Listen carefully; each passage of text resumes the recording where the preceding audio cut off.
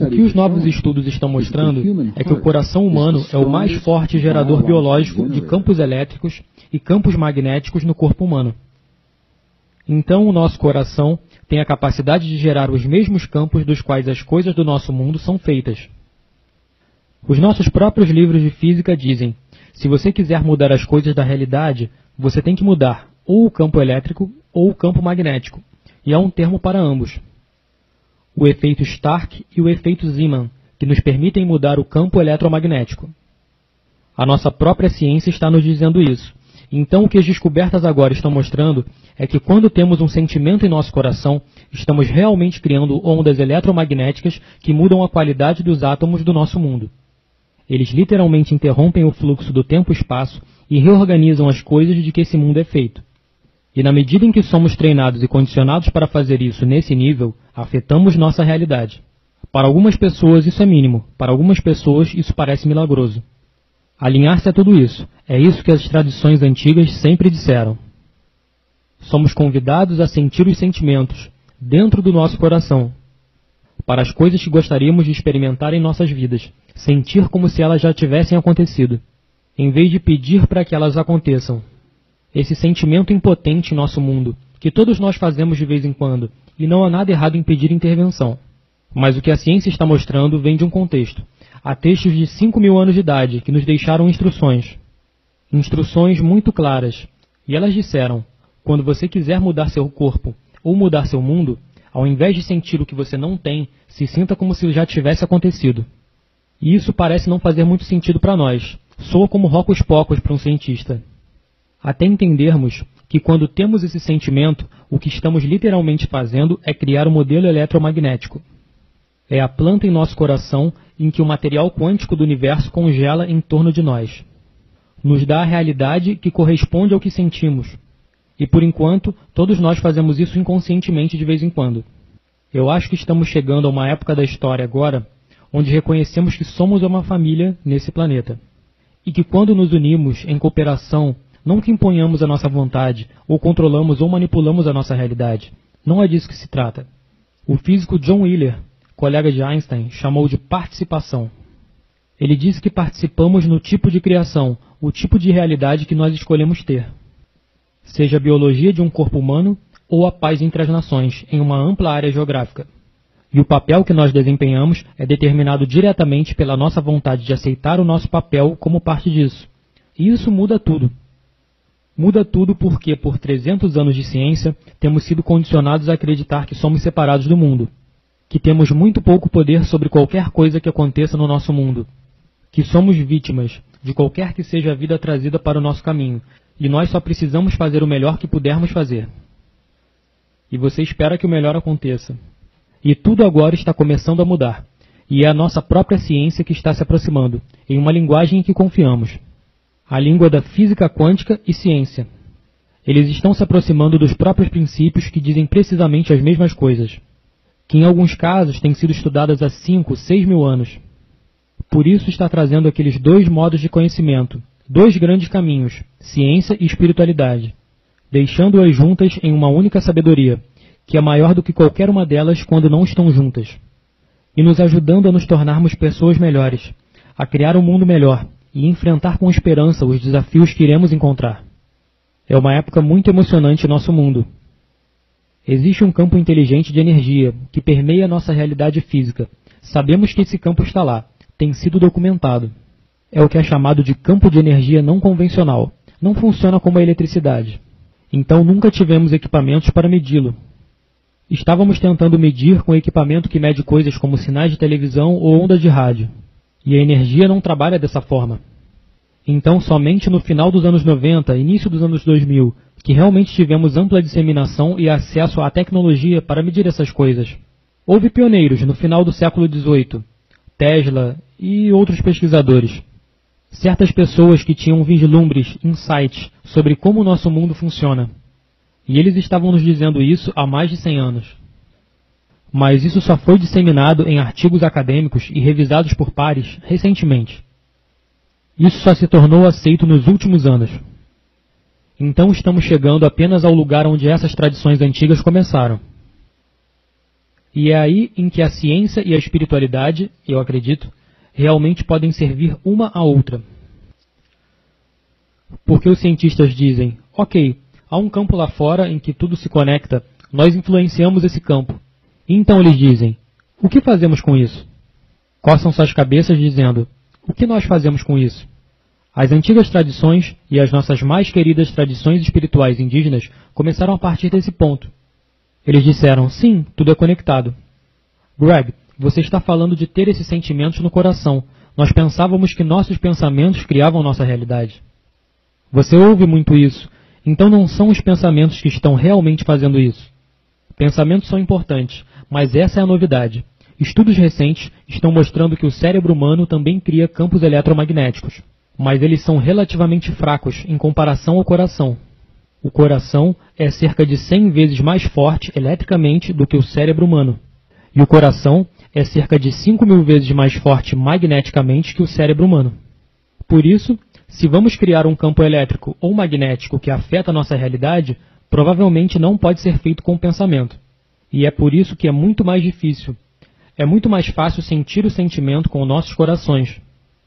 Assim, nossos cérebros criam a imagem que nós modelamos, nós simulamos com o nosso cérebro. O que é que nós gostaríamos de ver? O que é que gostaríamos de experimentar? E uma vez que temos isso internamente, podemos sentir o sentimento de gratidão e apreciação pelo que já está acontecendo. E isso dá poder ao que estamos pensando. E isso é uma tecnologia interna muito poderosa, que aparentemente foi perdida para o Oeste, cerca de 2 séculos atrás. E agora as instruções acabaram de ser encontradas. E muitos dos textos foram recuperados nos últimos 100 anos, em escolas específicas, Biblioteca Nag Hammadi, Biblioteca Copta, as bibliotecas tibetanas.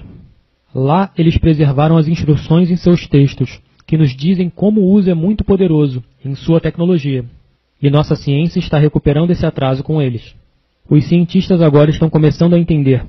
É a consciência, é a nossa crença, é a maneira como sentimos, as limitações que temos aceito culturalmente, através de nossas famílias ao longo da história. O que os cientistas disseram é que nós tendemos a dar grande crédito aos nossos limites, em vez de pensar em nós mesmos como seres capacitados. E independentemente de estarmos conscientes disso ou não, a crença subconsciente de que nós somos vítimas sem poder nesse mundo tem uma tremenda influência em tudo o que fazemos. Até pessoas muito conscientes que gastam suas vidas em ashrams e em cavernas meditando, em um mosteiro que você conheça do outro lado do mundo a 17.000 pés acima do nível do mar. Há lugares dentro de nosso ser, indicando sermos vítimas impotentes, e isso ocupa um papel dominante em nossas vidas. Por isso ficamos em conflito entre isso e as nossas grandes capacidades. Nas tradições sânscritas, que são a raiz de muitas das coisas que estamos falando hoje, o que encontramos é que há um sistema de 7 chakras, 7 sistemas de energia, 3 abaixo do coração e 3 centros acima. E esses centros, nas tradições sânscritas, estão ligados diretamente aos componentes que estávamos falando a respeito, do que conversávamos sobre a manifestação. Os 3 centros de energia superiores estão ligados ao que poderíamos chamar de nosso processo de pensamento, nossa comunicação. E os 3 centros mais abaixo estão ligados ao que poderíamos chamar de emoção. E eles definem emoção um pouco diferente do que nós. Eles dizem que há 2 emoções primárias que nós produzimos. Há o amor, que é uma dessas emoções, e depois tudo que acreditamos ser o oposto do amor, está no extremo oposto do espectro. Por isso, é como 2 polaridades com a mesma energia. Assim, para muitas pessoas é amor e medo. Então eles dizem que a maneira como nós trabalhamos nesse mundo, a maneira como nos manifestamos, como nós e nossos centros superiores achamos que comunicamos, falamos com outra pessoa, o que verbalizamos, o que gostaríamos de experimentar, imaginamos em nossa mente. Esse é o pensamento. E uma afirmação é um pensamento. Só que é um pensamento vazio, a menos que nós coloquemos um pouco de energia nisso. A maneira de colocar energia nisso é estimular e desenvolver a energia desses centros de energia mais baixos. Nosso amor pelo que estamos pensando, ou subconscientemente, nosso medo do que estamos pensando. E quando nós fazemos isso, quando combinamos o pensamento e a emoção, eles se unem nesse mágico, misterioso e precioso lugar, bem no centro de nossos corações. E é isso que os ancestrais disseram. Onde eles agiram? Está tudo em nosso coração. E por definição, criamos um sentimento. Sentimento é a união entre pensamento e emoção, O sentimento é o que cria as ondas que falam para o campo, para a matriz do nosso universo. O sentimento é o que cria.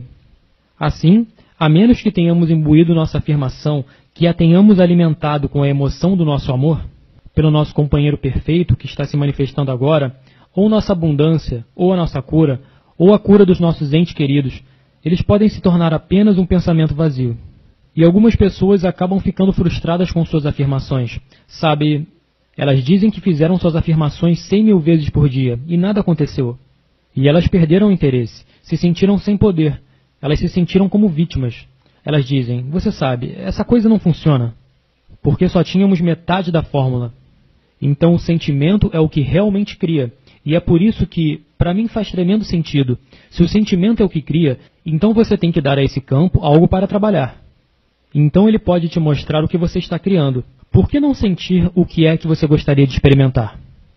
Assim, o campo pode dar isso de volta para você, em vez de sentir as coisas que você não tem, que você não quer, porque esse é o modelo que o campo recebe de volta para você.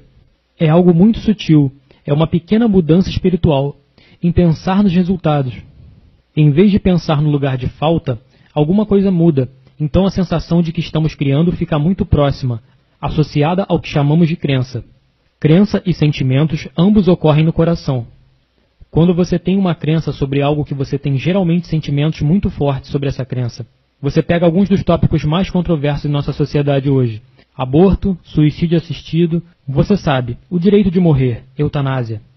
E sempre que você traz esses tópicos, há um monte de sentimentos que circundam as crenças que temos com relação a isso. Então eles estão intimamente relacionados.